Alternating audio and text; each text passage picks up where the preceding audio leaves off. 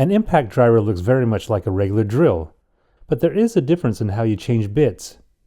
And in this short video, I'll show you what you need to know to change a bit in an impact driver.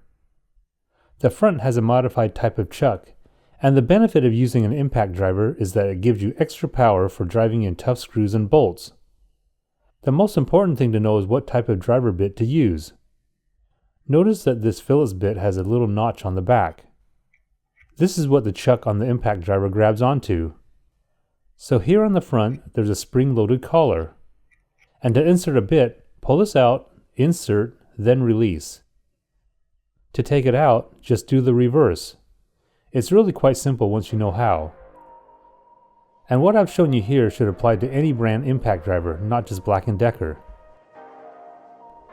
If this video was helpful, please give me a thumbs up and hit the subscribe button to stay up to date on all my DIY videos.